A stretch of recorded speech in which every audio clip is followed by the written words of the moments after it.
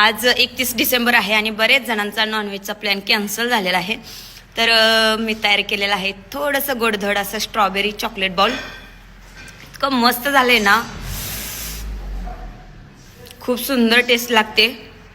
आणि एकादशी पण आहे आज, त्यामुळे एकादशीला पण चालेल.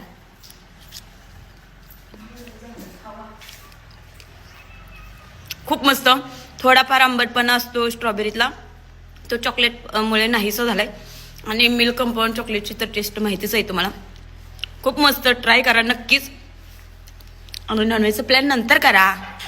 आयुष्यात कितीही कडवटपणा असला तरी असे गोडधोड करून खायचं आणि आयुष्याला गोडी आणायची. सध्या खूप ट्रेंडिंगला असलेला इंस्टाग्रामवर म्हणजे स्ट्रॉबेरी चॉकलेट बाउल. आणि मला तर एवढे सारे रील्स येत आहेत ना स्ट्रॉबेरीचे, तर मी डिसाईड केलं की हे नक्की मी ट्राय करणार.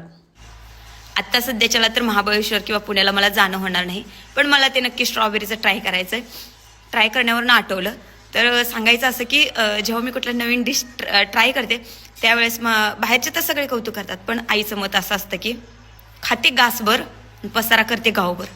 पण तरी पण मला ट्राय करायचं आहे. आणि मी आईलाही म्हणत असते की मी आहे तोपर्यंत खाऊन घे, नवीन नवीन काहीतरी बनवते. आणि मी जे ट्राय करते ते जर तुम्हाला पॉसिबल झालं तर नक्की ट्राय करा. विंटर सीझन चालू आहे, खूप मस्त आणि हेल्दी आहे, नक्की ट्राय करा. मी मिल्क कंपाऊंड चॉकलेट घेतलं होतं. तुम्ही नॉर्मल कॅडबरी पण घेऊ शकता आणि ती वितळवायची गरम करून. त्याच्यानंतर स्ट्रॉबेरी मी मस्त अशी आणलेली होती, मस्त रसरशीत होती. तर स्ट्रॉबेरीमध्ये बऱ्याचदा असं म्हणतात की बॅक्टेरियाज खूप असतात. तर मी काय केलं, गरम पाणी घेतलं, त्याच्यामध्ये व्हिनेगर टाकलं आणि थोडंसं मीठ टाकलं, जेणेकरून स्ट्रॉबेरी आपली स्वच्छ अशी धुवून निघेल. आणि मस्त अशी मी स्वच्छ करून घेतलेली होती.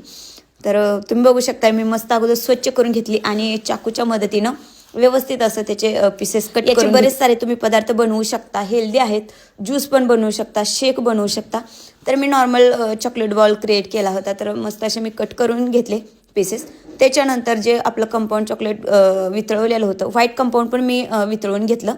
त्याच्यानंतर जो मी बाउल आणलेला होता, स्पेशल मी बाउल आणला होता स्ट्रॉबेरी व्हीट चॉकलेटसाठी.